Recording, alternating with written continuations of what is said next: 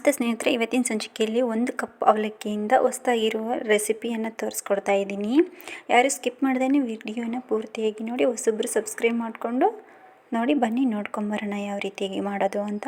ಮೊದಲಿಗೆ 1 ಕಪ್ ಅವಲಕ್ಕಿ ತೊಗೊಂಡಿದ್ದೀನಿ, ಅದನ್ನು ಮಿಕ್ಸಿ ಮಾಡ್ಕೊಂಡು ತೊಗೊಂಡಿದ್ದೀನಿ. ಈ ರೀತಿಯಾಗಿ ಸ್ಮೂತಾಗಿ ಇರಬೇಕು ಪೌಡರ್, ಅವಲಕ್ಕಿ ಪೌಡರು ಈ ರೀತಿಯಾಗಿ.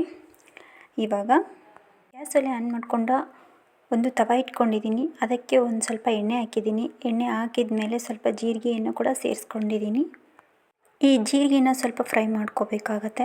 ನೀವು ಒಂದೇ ರೀತಿ ಬೆಳಗ್ಗೆ ಬ್ರೇಕ್ಫಾಸ್ಟ್ ತಿಂದು ಬೇಜಾರಾಗಿರುತ್ತಲ್ಲ, ನೀವು ಈ ರೀತಿ ಹೊಸದಾಗಿ ಒಂದು ಬ್ರೇಕ್ಫಾಸ್ಟ್ನ ಈ ರೀತಿ ಮಾಡ್ಕೊತೀನಿ. ಟೇಸ್ಟ್ ಸೂಪರಾಗಿರುತ್ತೆ, ಆರೋಗ್ಯ ಕೂಡ ಇರುತ್ತೆ ಅಂತ ಹೇಳ್ಬೋದು. ಈಗ ಇದಕ್ಕೆ ಮೆಣಸಿನಕಾಯಿ ಮತ್ತು ಬೆಳ್ಳುಳ್ಳಿಯನ್ನು ಮಿಕ್ಸಿ ಮಾಡಿ ತೊಗೊಂಡಿದ್ದೀನಿ. ಆ ಪೇಸ್ಟನ್ನು ಕೂಡ ಈ ಎಣ್ಣೆಗೆ ಸ್ವಲ್ಪ ಹಾಕಿ ಫ್ರೈ ಮಾಡ್ಕೋಬೇಕಾಗತ್ತೆ. ಜಾಸ್ತಿ ಏನು ಫ್ರೈ ಮಾಡೋದು ಬೇಡ, ಸ್ವಲ್ಪ ಫ್ರೈ ಮಾಡಿದರೆ ಸಾಕಾಗತ್ತೆ. ಈ ರೀತಿಯಾಗಿ ಈಗ ಅವಲಕ್ಕಿ ಪೌಡರನ್ನು ಮಿಕ್ಸಿ ಮಾಡಿ ತೊಗೊಂಡಿದ್ನಲ್ವ, ಅದನ್ನು ಇದಕ್ಕೆ ಸೇರಿಸ್ಕೊಳ್ತಾ ಇದ್ದೀನಿ. ಈಗ ಇದಕ್ಕೆ ಒಂದು ಬೌಲ್ ಆಗುವಷ್ಟು ಗೋಧಿ ಹಿಟ್ಟನ್ನು ಕೂಡ ಸೇರಿಸ್ಕೊಳ್ತಾ ಇದ್ದೀನಿ. ಇದೆಲ್ಲ ಸೇರಿಸ್ಕೊಂಡು ಈಗ ಸ್ವಲ್ಪ ಕರಿಬೇವನ್ನು ಸೇರಿಸ್ಕೊಂಡಿದ್ದೀನಿ.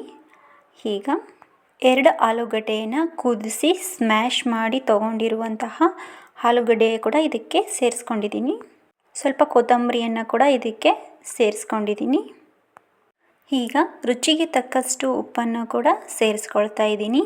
ಇದೆಲ್ಲದನ್ನು ಸೇರಿಸ್ಕೊಂಡು ಕೈಲಿದ್ದನೇ ಈ ರೀತಿಯಾಗಿ ಕಲಿಸ್ಕೋಬೇಕಾಗತ್ತೆ ಚೆನ್ನಾಗಿ. ಯಾವ ರೀತಿ ಅಂದರೆ, ನೀವು ಚಪಾತಿ ಹಿಟ್ಟನ್ನು ಕಲಿಸ್ಕೊಳ್ತೀರಲ್ವ, ಆ ರೀತಿಯಾಗಿ ಅದಕ್ಕೆ ಕಲಿಸ್ಕೋಬೇಕಾಗತ್ತೆ. ಸ್ವಲ್ಪ ನೀರನ್ನು ಕೂಡ ಸೇರಿಸ್ಕೊಂಡು ಕಲಿಸ್ಕೋಬೇಕಾಗತ್ತೆ. ನೋಡಿ, ಈಗ ರೆಡಿಯಾಗಿದೆ, ಪರ್ಫೆಕ್ಟಾಗಿದೆ ನೋಡಿ. ಚಪಾತಿ ಹಿಟ್ಟಿನ ಅದಕ್ಕೆ ಈ ರೀತಿಯಾಗಿ ಮಾಡ್ಕೋಬೇಕಾಗತ್ತೆ. ಇವಾಗ ಬನ್ನಿ ಮಾಡೋದನ್ನು ನೋಡೋಣ. ಸ್ವಲ್ಪ ಹಿಟ್ಟನ್ನು ಹಾಕಿ ಆ ಉಳ್ಳಿಯನ್ನು ಈ ರೀತಿಯಾಗಿ ಮಾಡ್ಕೋಬೇಕಾಗತ್ತೆ. ಮಾಡಿಕೊಂಡು ಚಪಾತಿ ಯಾವ ರೀತಿಯಾಗಿ ಲಟ್ಸ್ಕೋತೀರಾ ಆ ರೀತಿಯಾಗಿ ಲಟ್ಸ್ಕೋಬೇಕಾಗತ್ತೆ ಈ ಪರೋಟಾನ. ನೋಡಿ, ಲಟ್ಸ್ತಾನೆ ಚಪಾತಿ ಅದಕ್ಕೆ ದೊಡ್ಡದ ರೀತಿಯಾಗಿ ಮಾಡ್ಕೋಬೇಕಾಗತ್ತೆ. ಇವಾಗ ಗ್ಯಾಸ್ ಒಲೆ ಆನ್ ಮಾಡಿಕೊಂಡು ತವ ಇಟ್ಕೊಂಡಿದ್ದೀನಿ. ಆ ತವದ ಮೇಲೆ ಸ್ವಲ್ಪ ತುಪ್ಪ ಆದರೂ ಆಗಲಿ ಅಥವಾ ಅಡುಗೆ ಎಣ್ಣೆ ಆದರೂ ಆಗಲಿ ಸ್ವಲ್ಪ ಸ್ಪ್ರೆಡ್ ಮಾಡಬೇಕಾಗತ್ತೆ. ಸ್ಪ್ರೆಡ್ ಮಾಡಿಂದ ಇವಾಗ ಲಟ್ಸಿ ಇಟ್ಕೊಂಡಿದ್ದೀರಲ್ವ ಈ ಪರೋಟಾನ ಆ ಬಿಸಿಯಾಗಿರುವ ಹೆಂಚಿಗೆ ಹಾಕಬೇಕಾಗತ್ತೆ ಈ ರೀತಿಯಾಗಿ. ಇದಾದಮೇಲೆ ಅಡುಗೆ ಎಣ್ಣೆ ಆದರೂ ಆಗಲಿ ಅಥವಾ ತುಪ್ಪ ಆದರೂ ಆಗಲಿ ಮೇಲ್ಗಡೆ ಹಚ್ಚಬೇಕಾಗತ್ತೆ. ಈ ರೀತಿಯಾಗಿ ತುಪ್ಪ ಹಚ್ಚಿದರೆ ಟೇಸ್ಟು ಆಗುತ್ತೆ, ಚೆನ್ನಾಗೂ ಇರುತ್ತೆ. ನೋಡಿ, ಇದು ಬೆಳಗಿನ ಬಿಸಿ ಟೈಮಲ್ಲಿ ಈಸಿಯಾಗಿರುತ್ತೆ ಅಂತ ಹೇಳ್ಬೋದು ಈ ರೆಸಿಪಿ. ಹಾಗೆ ಹೆಲ್ತಿಗೂ ಕೂಡ ಚೆನ್ನಾಗಿರುತ್ತೆ. ನನಗಂತೂ ತುಂಬಾ ಇಷ್ಟ ಆಯಿತು ಈ ರೆಸಿಪಿ. ನೀವು ಒಂದ್ಸರಿ ಟ್ರೈ ಮಾಡಿ ನೋಡಿ ಮನೆಯಲ್ಲಿ. ಯಾವ ರೀತಿ ಬಂದಿದೆ ಅಂತ ಹೇಳಿ ಕಮೆಂಟ್ ಹಾಕಿ.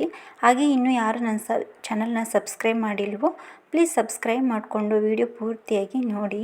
ಈಗ ಬೆಂದಿದೆ. ಈ ರೀತಿ ಒಳಸಿ ಹಾಕಬೇಕಾಗತ್ತೆ. ಇವಾಗ ನೋಡಿ, ಈ ರೀತಿಯಾಗಿ ಬೆಂದಿದೆ ಕೆಳಗಡೆನೂ ಕೂಡ ನೀಟಾಗಿ.